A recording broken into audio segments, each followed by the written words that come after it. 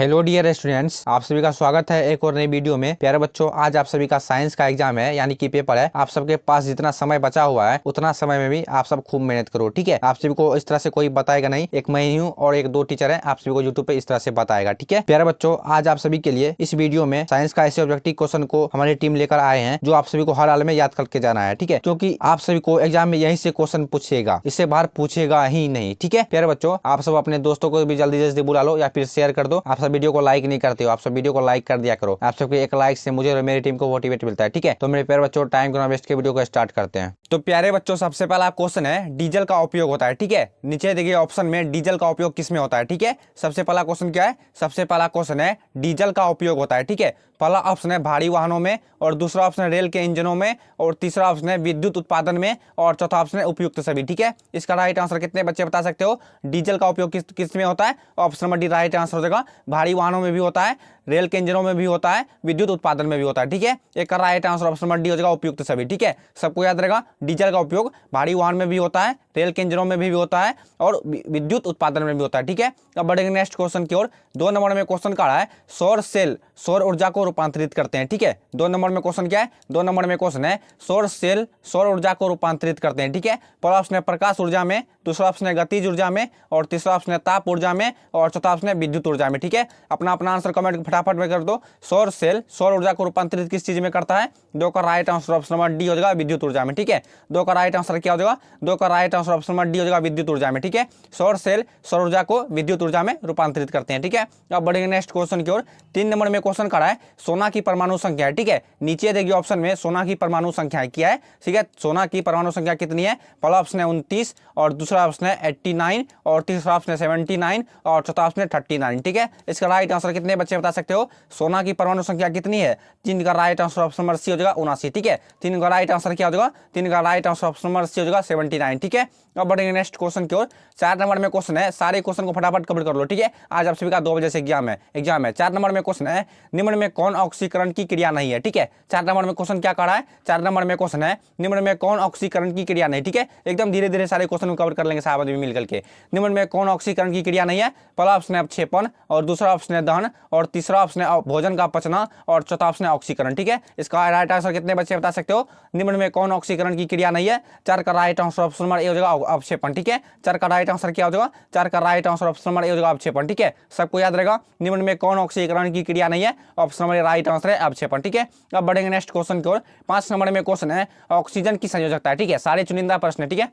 मैं इस बात को हर एक बार मैं इस बात को हर एक वीडियो में बोलता हूं, इस वीडियो में नहीं बोलूंगा। 5 नंबर में क्वेश्चन करा है, ऑक्सीजन की संयोजकता है, ठीक है। पहला ऑप्शन है 1, दूसरा ऑप्शन है 0, और तीसरा ऑप्शन है 2, और चौथा ऑप्शन है 4, ठीक है। इसका राइट आंसर क्या हो जाएगा? ऑक्सीजन की संयोजकता कितनी है? 5 का सही आंसर ऑप्शन नंबर सी हो जाएगा, 2, ठीक है। ऑक्सीजन की संयोजकता 2 है, सबको याद रहेगा।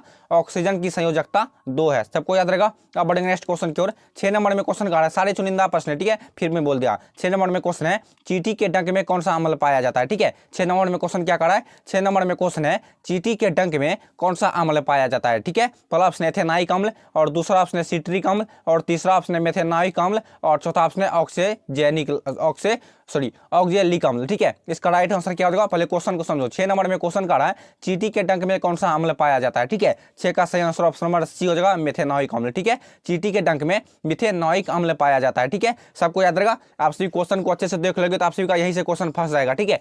6 नंबर में क्वेश्चन का रहा है, चींटी के डंक में कौन सा अम्ल पाया जाता है? चींटी के डंक में मिथेनॉइक अम्ल पाया जाता है, ठीक है। अब बढ़ेंगे नेक्स्ट क्वेश्चन की ओर। 7 नंबर में क्वेश्चन का रहा है, इससे पिछली वाली वीडियो को नहीं देखा तो जाकर के देख लेना, ठीक है। शुरू में मैंने क्या बताया था, आपसे समझो कि नहीं। 7 नंबर में क्वेश्चन करा है, प्रोटोजोआ उत्सर्जीय पदार्थ का निष्कासन कैसे करता है, ठीक है। 7 नंबर में क्वेश्चन क्या करा है? 7 नंबर में क्वेश्चन करा है, प्रोटोजोआ उत्सर्जीय पदार्थ का निष्कासन कैसे करता है, ठीक है। इसका राइट आंसर क्या हो जाएगा? 7 का सही आंसर ऑप्शन नंबर बी हो जाएगा, विसरण द्वारा, ठीक है। 7 का सही आंसर क्या हो जाएगा? 7 का सही आंसर ऑप्शन नंबर बी हो जाएगा, विसरण द्वारा, ठीक है। प्रोटोजोआ उत्सर्जीय पदार्थ का निष्कासन कैसे करता है? प्रोटोजोआ उत्सर्जीय पदार्थ का निष्कासन कैसे करता है मेरे प्यारे बच्चों? Option number B right answer है, विसरण द्वारा, ठीक है। अब बढ़ेंगे नेक्स्ट क्वेश्चन की ओर। 8 नंबर में क्वेश्चन का रहा है, मनुष्य के शरीर की सबसे बड़ी ग्रंथि कौन है, ठीक है। 8 नंबर में क्वेश्चन क्या है? 8 नंबर में क्वेश्चन है, मनुष्य की शरीर की सबसे बड़ी ग्रंथि कौन है, ठीक है। सबसे छोटी नहीं, सबसे बड़ी ग्रंथि। मनुष्य की शरीर की सबसे बड़ी ग्रंथि कौन सा है? पहला ऑप्शन है अग्न्याशय, और दूसरा ऑप्शन है अंडाशय, और तीसरा ऑप्शन है एड्रिनल, और चौथा ऑप्शन है यकृत। ठीक है, इसका राइट आंसर कितने बच्चे बता सकते हो? कमेंट करो आप सभी आंसर। ठीक है, कमेंट करने से आप सभी का एक्सपीरियंस बढ़ेगा। ठीक है, 8 नंबर में क्वेश्चन करा है, मनुष्य के शरीर की सबसे बड़ी ग्रंथि कौन सी है? ठीक है, 8 का सही आंसर ऑप्शन नंबर डी हो जाएगा, यकृत। ठीक है, 8 का राइट आंसर क्या हो जाएगा? 8 का right answer option number D हो जाएगा, यकृत। सबको याद रहेगा, मनुष्य के शरीर की सबसे बड़ी ग्रंथि यकृत है। ठीक है, अब बढ़ेंगे नेक्स्ट क्वेश्चन की ओर। 9 नंबर में क्या क्वेश्चन है, चलो देखते हैं, रुको एक मिनट।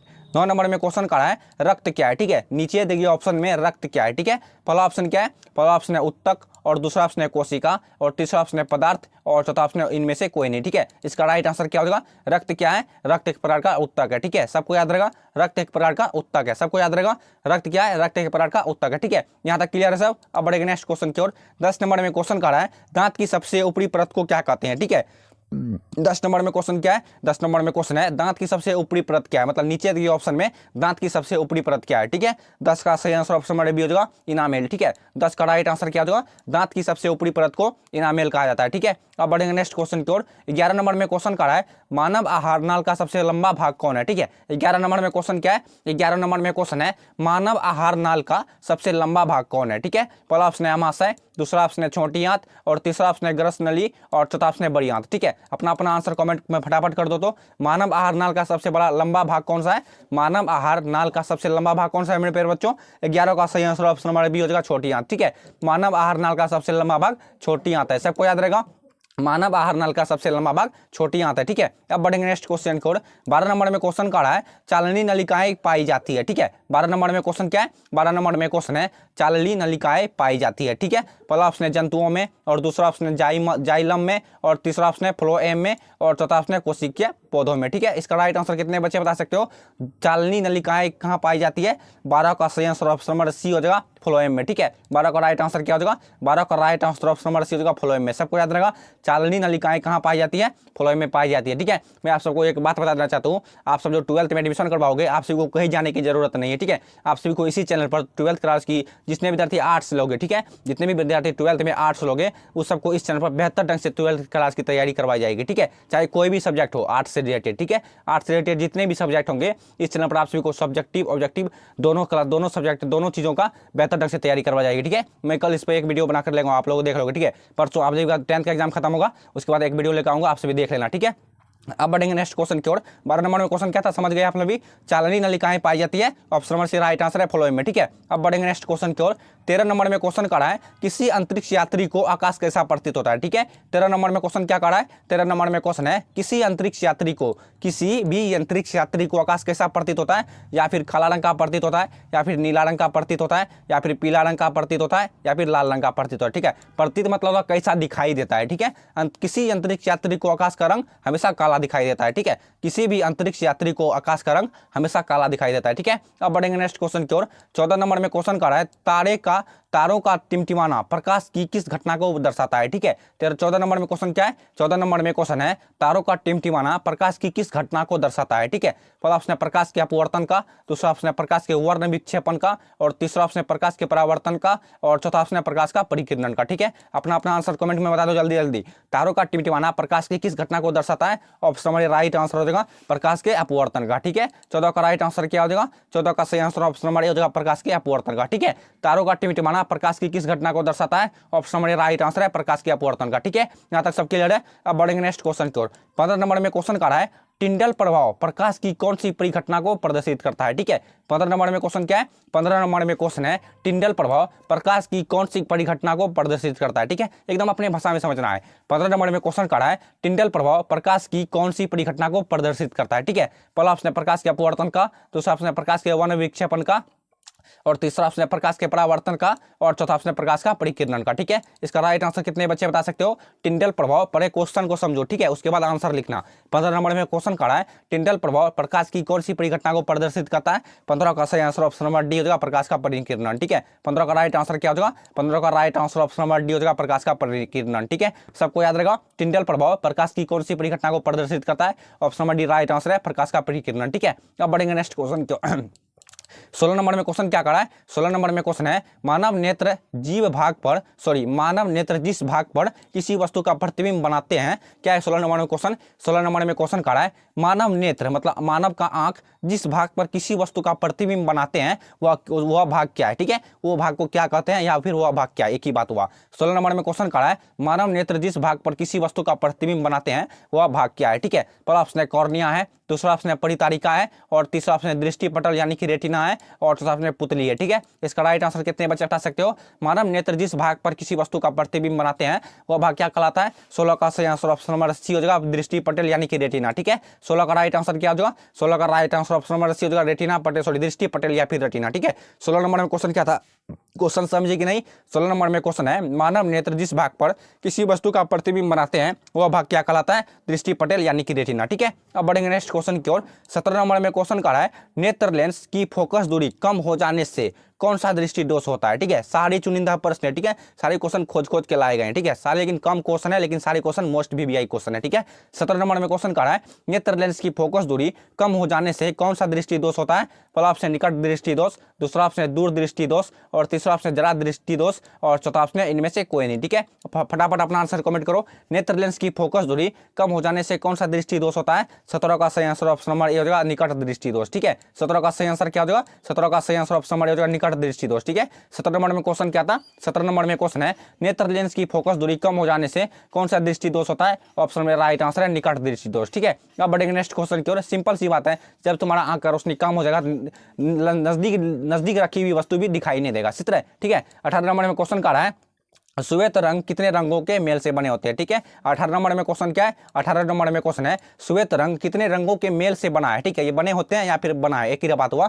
श्वेत रंग कितने रंगों के मेल से बने हैं। Option number D right answer है 17, ठीक है। ऑप्शन नंबर डी हो जाएगा 17 राइट आंसर, ठीक है। ऑप्शन नंबर डी हो जाएगा 17, ठीक है। श्वेत रंग कितने रंगों के मेल से बने हैं। Option number D right answer है 17, ठीक है, सॉरी 7, सबको याद रहेगा। अब बढ़ेंगे नेक्स्ट क्वेश्चन की ओर। 19 नंबर में क्वेश्चन का है पृथ्वी पर ऊर्जा का मुख्य स्रोत क्या है, ठीक है। पृथ्वी पर ऊर्जा का मुख्य स्रोत क्या है, अपनी जमीन पर ऊर्जा का मुख्य स्रोत क्या है। पहला ऑप्शन है कोयला, दूसरा ऑप्शन है सूर्य, और तीसरा ऑप्शन है आहार, और चौथा ऑप्शन है लकड़ी, ठीक है। इसका राइट आंसर कितने बच्चे बता सकते हो। 19 नंबर में क्वेश्चन क्या है, 19 एक मिनट रुको। 19 नंबर में क्वेश्चन का है सूर्य पर ऊर्जा का मुख्य स्रोत क्या है, ठीक है। इसका राइट आंसर क्या होगा, option number B right answer हो जाएगा कोयला सूर्य, ठीक है। Option number B right answer हो जाएगा सूर्य, सबको याद रहेगा। पृथ्वी पर ऊर्जा का मुख्य स्रोत सूर्य है, ठीक है। अब बढ़ेंगे नेक्स्ट क्वेश्चन की ओर। 20 नंबर में क्वेश्चन क्या है, 20 नंबर में क्वेश्चन है, एक मिनट रुकना तो। 20 नंबर में क्वेश्चन का है इनमें कौन प्रकाश संश्लेषी अंग है, ठीक है। 20 नंबर में क्वेश्चन क्या है, 20 नंबर में क्वेश्चन है इनमें कौन प्रकाश संश्लेषी अंग है, ठीक है। नीचे दिए गए ऑप्शन में कौन प्रकाश संश्लेषी अंग है, ठीक है। पहला ऑप्शन है प्रति, और दूसरा ऑप्शन है स्ट्रोमा, और तीसरा ऑप्शन है ग्राना, और चौथा ऑप्शन है हरित लवक, ठीक है। इसका राइट आंसर कितने बच्चे बता सकते हो, इनमें कौन प्रकाश संश्लेषी अंग है, ठीक है। प्रकाश को कौन अपने अंदर आकर्षित करता है, ठीक है। 20 नंबर में क्वेश्चन का है इनमें कौन प्रकाश संश्लेषी अंग है, ठीक है। Option number D right answer है हरित लवक, ठीक है। ऑप्शन नंबर सही आंसर है हरित लवक, ठीक है। इनमें कौन प्रकाश संश्लेषी अंग है, हरित लवक एक प्रकाश संश्लेषी अंग है, ठीक है। अब बढ़ेंगे नेक्स्ट क्वेश्चन की ओर। 21 नंबर में क्वेश्चन का है मनुष्य के सांस लेने और छोड़ने की क्रिया को क्या कहते हैं, ठीक है। सारे चुनिंदा का प्रश्न है, ठीक है। 21 नंबर में क्वेश्चन का है मनुष्य के सांस लेने और छोड़ने की क्रिया को क्या कहा जाता है, ठीक है। पहला ऑप्शन है श्वसन कहा जाता है, दूसरा ऑप्शन है उत्सर्जन कहा जाता है, और तीसरा ऑप्शन है उपचयन कहा जाता है, और चौथा ऑप्शन है इनमें से कोई नहीं, ठीक है। अपना आंसर कमेंट में बता दो जल्दी जल्दी। मनुष्य के सांस लेने और छोड़ने की क्रिया को क्या जाता है। 21 का राइट आंसर ऑप्शन नंबर हो जाएगा श्वसन, ठीक है। 21 का राइट आंसर क्या हो जाएगा, 21 का सही आंसर ऑप्शन नंबर हो जाएगा श्वसन, ठीक है। मनुष्य के सांस लेने और छोड़ने की क्रिया को श्वसन कहते हैं, ठीक है। अब बढ़ेंगे नेक्स्ट क्वेश्चन की ओर। 22 नंबर में क्वेश्चन का है दही के जमने में निम्नलिखित में कौन सी क्रिया होती है, ठीक है। 22 नंबर में क्वेश्चन क्या है, 22 नंबर में क्वेश्चन है दही के जमने में निम्नलिखित में कौन क्रिया होती है, ठीक है। पहला ऑप्शन है अपघटन, दूसरा ऑप्शन है प्रकाश संश्लेषण, और तीसरा ऑप्शन है किण्वन, और चौथा ऑप्शन है उत्सर्जन, ठीक है। इसका राइट आंसर क्या होगा, दही के जमने में निम्नलिखित में कौन क्रिया होती है। 22 का सही आंसर ऑप्शन नंबर सी हो जाएगा किण्वन, ठीक है। 22 का राइट आंसर क्या होगा, दही के जमने में किण्वन प्रक्रिया होती है, ठीक है। सबको याद रहेगा। अब बढ़ेंगे नेक्स्ट क्वेश्चन की ओर। 23 नंबर में क्वेश्चन का है खुला परिसंचरण तंत्र किसमें पाया जाता है, ठीक है। 23 नंबर में क्वेश्चन क्या है, 23 नंबर में क्वेश्चन है खुला परिसंचरण तंत्र किसमें पाया जाता है। पहला ऑप्शन है मनुष्य में, दूसरा ऑप्शन है कॉकरोच में, और तीसरा ऑप्शन है घोड़ा में, और चौथा ऑप्शन है हाथी में, ठीक है। इसका राइट आंसर क्या हो जाएगा, खुला परिसंचरण तंत्र किसमें पाया जाता है।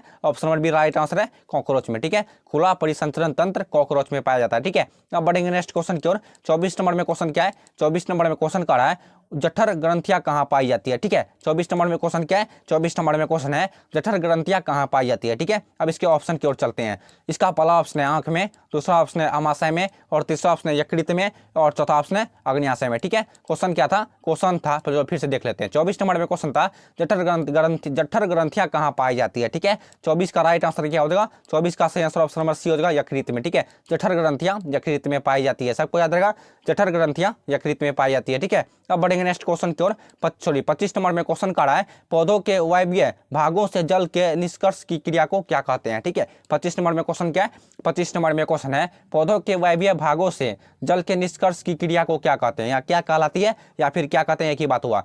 इसी बात अब आप सबको एग्जाम में क्या कहलाते हैं ये नहीं दिया होगा, कहलाती भी है, कहते हैं किसे कहते हैं ये भी दिया होगा। ठीक है, 25 नंबर में क्वेश्चन है पौधों के वायवीय भाग से जल के निष्कर्ष की क्रिया को क्या कहते हैं या फिर क्या कहलाती है। पहला ऑप्शन है परगन, दूसरा ऑप्शन है निषेचन, और तीसरा ऑप्शन है विसरण, और चौथा ऑप्शन है वाष्पोत्सर्जन। ठीक है, इसका राइट आंसर क्या हो जाएगा, पौधों के वायवीय भागों से जल के निष्कर्ष की क्रिया क्या कहलाती है। 25 का सही आंसर ऑप्शन नंबर डी हो जाएगा, वाष्पोत्सर्जन। ठीक है, 25 का राइट आंसर क्या हो जाएगा, 25 का सही आंसर ऑप्शन नंबर डी हो जाएगा, वाष्पोत्सर्जन। ठीक है, सबको याद रहेगा, पौधों के वायवीय भागों से जल के निष्कर्ष की क्रिया वाष्पोत्सर्जन कहलाती है। ठीक है, अब बढ़ेंगे नेक्स्ट क्वेश्चन की ओर। 26 नंबर में क्वेश्चन है स्टोमाटा पौधों के किस अंग में पाया जाता है। ठीक है, 26 नंबर में क्वेश्चन क्या है, 26 नंबर में क्वेश्चन है स्टोमाटा पौधों के किस अंग में पाया जाता है। ठीक है, आप सभी को बड़ा बड़ा क्वेश्चन नहीं देखने के लिए मिलेगा एग्जाम में। ठीक है, आप सभी को छोटा छोटा एग्जाम देखने के लिए मिलेगा, लेकिन घुमा फिरा के एग्जाम में क्वेश्चन देगा। 26 नंबर में क्वेश्चन है स्टोमाटा पौधों के किस अंग में पाया जाता है। पहला ऑप्शन है तना में, दूसरा ऑप्शन है पत्तियों में, और तीसरा ऑप्शन है जड़ में,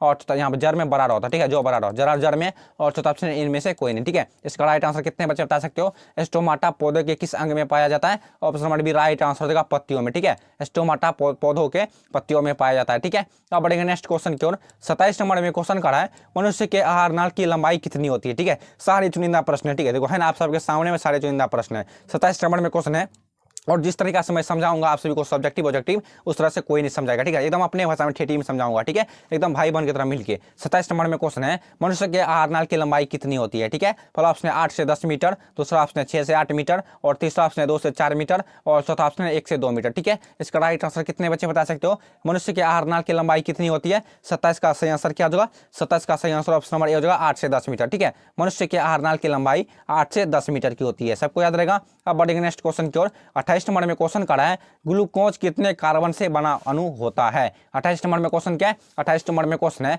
ग्लूकोज कितने ग्लूकोज कितने कार्बन से बना अणु होता है। ठीक है, पहला ऑप्शन है दो कार्बन से, पहला ऑप्शन है 3 कार्बन से, और दूसरा ऑप्शन है 6 कार्बन से, और तीसरा ऑप्शन है 5 कार्बन से, और चौथा ऑप्शन है 4 कार्बन से। ठीक है, इसका राइट आंसर क्या हो जाएगा, ग्लूकोज कितने कार्बन से बना अणु होता है। 28 का सही आंसर ऑप्शन नंबर बी हो जाएगा 6 कार्बन से। ठीक है, 28 का राइट आंसर क्या हो जाएगा, 28 का right answer option number B हो जाएगा 6 कार्बन से। ठीक है, ग्लूकोज कितने कार्बन से बना अणु होता है, option number B right answer है 6 कार्बन से। ठीक है, अब बढ़ेंगे नेक्स्ट क्वेश्चन की ओर। 29 नंबर में क्वेश्चन का रहा है रेजिन किस पौधे का उत्सर्जी पदार्थ है। ठीक है, 29 नंबर में क्वेश्चन क्या है, 29 नंबर में क्वेश्चन है रेजिन किस पौधे का उत्सर्जी पदार्थ है। ठीक है, पहला ऑप्शन है कनेर, और दूसरा ऑप्शन है पीपल, और तीसरा ऑप्शन है चीर। ठीक है, इस चीर में भी बड़ा होता है। ठीक है, चर्सी का बड़ा चीर होता है। ठीक है, और चौथा ऑप्शन है बबूल। ठीक है, ये सारे पौधे के नाम है। रेजिन किस पौधे का उत्सर्जी पदार्थ है, option number C right answer है। 29 का सही आंसर क्या हो जाएगा, 29 का सही आंसर ऑप्शन नंबर सी है चीर। ठीक है, 29 का राइट आंसर क्या हो जाएगा, 29 का right answer option number C हो जाएगा चीर। ठीक है, रेजिन किस पौधे का उत्सर्जी पदार्थ है, रेजिन चीर का उत्सर्जी पदार्थ है, सबको याद रहेगा। अब बढ़ेंगे नेक्स्ट क्वेश्चन की ओर।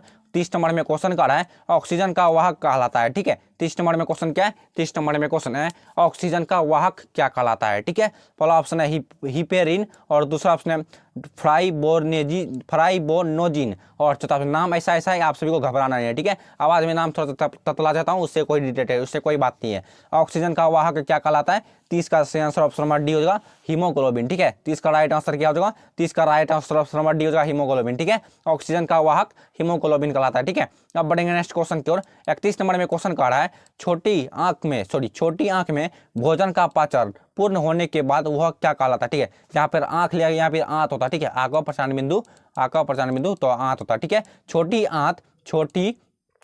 आंत में भोजन का पाचन पूर्ण होने के बाद वह क्या कहलाता है। ठीक है, क्वेश्चन समझे कि नहीं। क्वेश्चन कह रहा है छोटी आंत में, यहाँ पर आंख नहीं समझना, यहाँ पर आंख आंत लिखा हुआ है। ठीक है, यहाँ पर लिखा हुआ है आंख, लेकिन आपको समझना है आंत। ठीक है, छोटी आंत में भोजन का पाचन पूर्ण होने के बाद वह क्या कहलाता है। ठीक है, इसका राइट आंसर क्या हो जाएगा, 31 का सही आंसर ऑप्शन नंबर डी हो जाएगा, चाइल्ड। ठीक है, 31 का राइट आंसर क्या हो जाएगा, 31 का right answer option number D हो जाएगा, चाइल्ड। ठीक है, छोटी आंत में भोजन का पाचन पूर्ण होने के बाद वह क्या कहलाती है, option number D right answer है, चाइल्ड। ठीक है, यहाँ तक सब क्लियर है। अब बढ़ेंगे नेक्स्ट क्वेश्चन की ओर। 32 नंबर में क्वेश्चन कह रहा है एक सामान्य व्यक्ति में हृदय धड़कन की गति होती है। 32 नंबर में क्वेश्चन क्या है, 32 नंबर में क्वेश्चन है एक सामान्य व्यक्ति में हृदय धड़कन की गति होती है, मतलब कितनी होती है। ठीक है, पहला ऑप्शन है 50 से 60 प्रति मीटर, और दूसरा ऑप्शन है 60 से 70 प्रति मीटर, और तीसरा ऑप्शन है 70 से 80 प्रति मीटर, और चौथा ऑप्शन है 80 से 90 प्रति मीटर। ठीक है, फटाफट आंसर कमेंट करो। एक सामान्य व्यक्ति में हृदय धड़कन की गति कितनी होती है।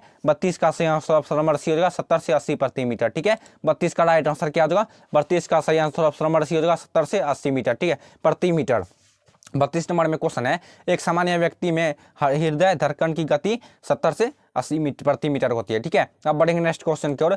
33 नंबर में क्वेश्चन कह रहा है खनिज लवणों की अवशोषण पौधे किस रूप में करते हैं। ठीक है, 33 नंबर में क्वेश्चन क्या है, 33 नंबर में क्वेश्चन है खनिज लवणों का अवशोषण पौधे किस रूप में करते हैं। ठीक है, एकदम धीरे धीरे सारे क्वेश्चन को सॉल्व कर लेंगे। ठीक है, एक बार में समझ में नहीं तो वीडियो को दोबारा अप्लाई करके देख लें। ठीक है, लेकिन सारे क्वेश्चन को घोर के पी जाना है। 33 नंबर में क्वेश्चन है खनिज लवणों का अवशोषण पौधे किस रूप में करते हैं। ठीक है, पहला ऑप्शन है अणु के रूप में, और दूसरा ऑप्शन है यौगिक के रूप में, और तीसरा ऑप्शन है आयन के रूप में, और चौथा ऑप्शन है उपयुक्त सभी। ठीक है, इसका राइट आंसर क्या हो जाएगा, खनिज लवणों का अवशोषण पौधे किस रूप में करते हैं। खनिज लवणों का अवशोषण पौधे किस रूप में करते हैं। ठीक है, क्वेश्चन समझ गए। खनिज लवणों का अवशोषण पौधे किस रूप में करते हैं। 33 का सही आंसर ऑप्शन नंबर सी हो जाएगा, आयन के रूप में। ठीक है, 33 का सही आंसर क्या हो जाएगा, 33 का सही आंसर ऑप्शन नंबर सी हो जाएगा, आयन के रूप में। सबको याद रहेगा। अब बढ़ेंगे नेक्स्ट क्वेश्चन की ओर। आप लोगों को अंतिम में डी में उपयुक्त सभी लगा दिखाई देगा, आप सभी डी मत लगा देना। ठीक है, क्वेश्चन को समझ लिए।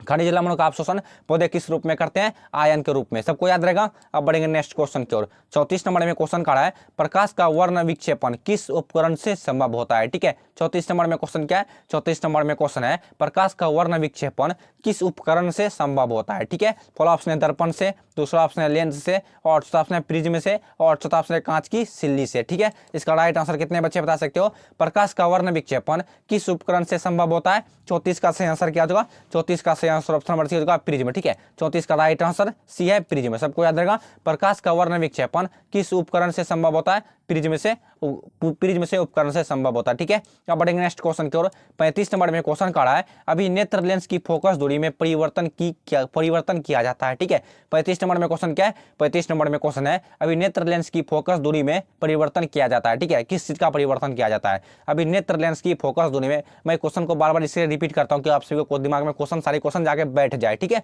35 नंबर में क्वेश्चन है अभी नेत्र लेंस की फोकस दूरी में परिवर्तन किया जाता है। पहला ऑप्शन है पुतली द्वारा, और दूसरा ऑप्शन है दृष्टि पटल द्वारा, और तीसरा ऑप्शन है पक्षमाभि द्वारा, और चौथा ऑप्शन क्या, चलो वो भी दिखा देते हैं आप सभी को। चौथा ऑप्शन है परितारिका द्वारा। ठीक है, 35 नंबर में क्वेश्चन कह रहा था अभी नेत्र लेंस की फोकस दूरी में परिवर्तन किया जाता है। 35 का right answer option number C हो जाएगा, पक्षमाभि द्वारा। ठीक है, 35 का राइट आंसर क्या हो जाएगा, 35 का right answer option number C हो जाएगा, पक्षमाभि द्वारा। ठीक है, अभी नेत्र लेंस की फोकस दूरी में परिवर्तन किया जाता है पक्षमाभि द्वारा। ठीक है, अब बढ़ेंगे नेक्स्ट क्वेश्चन की ओर।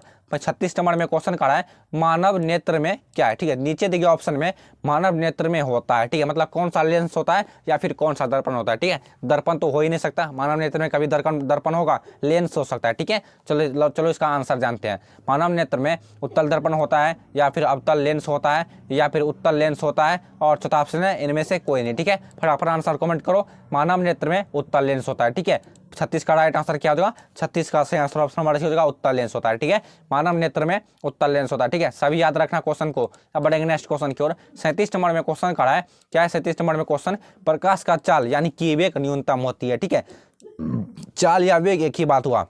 37 नंबर में क्वेश्चन खड़ा है प्रकाश का चाल यानी कि वेग न्यूनतम होती है। ठीक है, पहला ऑप्शन निर्वात में, और दूसरा ऑप्शन है जल में, और तीसरा ऑप्शन है वायु में, और चौथा ऑप्शन है कांच में। ठीक है, इसका राइट आंसर क्या हो जाएगा? प्रकाश का चाल यानी कि वेग न्यूनतम होती है। 37 का सही आंसर ऑप्शन नंबर डी हो जाएगा, कांच में। ठीक है, प्रकाश का चाल यानी कि वेग न्यूनतम किस में होती है? कांच में होती है। सबको याद रहेगा, प्रकाश का चाल यानी कि वेग न्यूनतम कांच में होती है। ठीक है, अब बढ़ेंगे नेक्स्ट क्वेश्चन की ओर। 38 नंबर में क्वेश्चन करा है, किसी दर्पण में दूर की वस्तु का प्रतिबिंब, 38 नंबर में क्वेश्चन करा है, किसी दर्पण में दूर की वस्तु का प्रतिबिंब सदैव सीधा होता है। ठीक है, किस दर्पण में दूर का प्रतिबिंब हमेशा सीधा होता है, दिखाई देता है।